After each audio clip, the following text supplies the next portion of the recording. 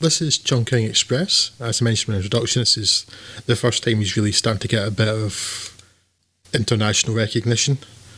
The English-speaking world, at least. Quentin Tarantino latched himself onto this, so that got a bit of popularity. Takeshi Kaneshiro's, apologies in advance for the pronunciation, I'm sorry if my depth is, Heikiru, is a Hong Kong... I preferred Hey Cooey. Hey Kui it is then. Takeshi Kaneshiro's Hi There is a Hong Kong police detective who's struggling to get over a breakup and is coping with it through the medium of Del Monte tinned pineapple. Whatever it takes, I guess. He's eventually helped out of his slump by an encounter with Bridget Lynn's blonde wig and sunglasses wearing, child-snatching, murdering drug trafficker, and he decides that he's in love with her. Because no one in any of these films, nor, I suspect, the director, understands how human relationships work, certainly not healthy ones.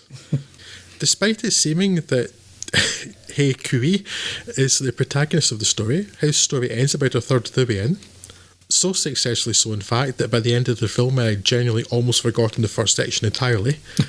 And we move on to another lovelorn police officer, though not before we're delivered the stunning insight that some people like pineapple and some don't.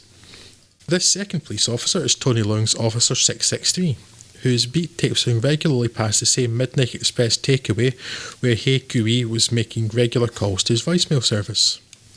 He's prompted by the proprietor to try bringing his girlfriend something different to his regular chef salad, a tactic so successful that she decides to try something new herself and leaves him. Well, the forlorn police officer becomes an attractive object to Faye, played by Faye Wong, an employee at the takeaway.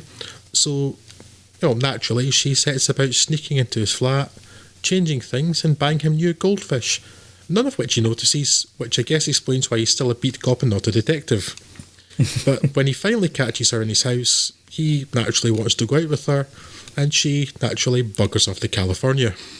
Chungking Express is, by a margin, my favourite of the films we're talking about in this episode.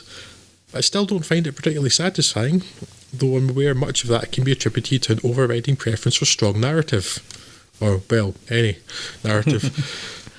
The biggest problem is that it feels so much like a feature-length music video, and I generally can't really be that bothered with them when they're only 4 minutes long. Much is saved by the ever-watchable presence of Tony Leung, and the somehow harmless housebreaking psychopath Faye Wong, whose Gene Seberg-esque pixie haircut is far from the only thing here that recalls Jean-Luc Godard's Breathless. Her very expressive face is a joy to behold. The film, less so, but it's certainly distinctive and visually interesting. Please note, this is not the same as good. Yeah, Chungking Express, this is the first time I watched this as well. It's one of these films that I knew about for a long time, but never quite got round to watching. Yeah. 2046, I think, was probably, it sounds like all of us' first Wong Kar-wai film when that got released in the cinema. And I keep meaning to go back to Chungking Express. I never did until now. And I guess I like it a bit. It's got a lot of charm. Again, I think mainly due to those performances. They're all really great acting performances from some really great actors, and that really helps an awful lot. It helps, I guess, a bit that I'm not really expected to take this too seriously. It's certainly leaning more into the comedy side of things, and in places I found it very funny. So I'm happy enough with that. For a film that, as I understand it, was basically kind of rushed through and almost tossed off because he was sort of at an impasse when editing Ashes of Time.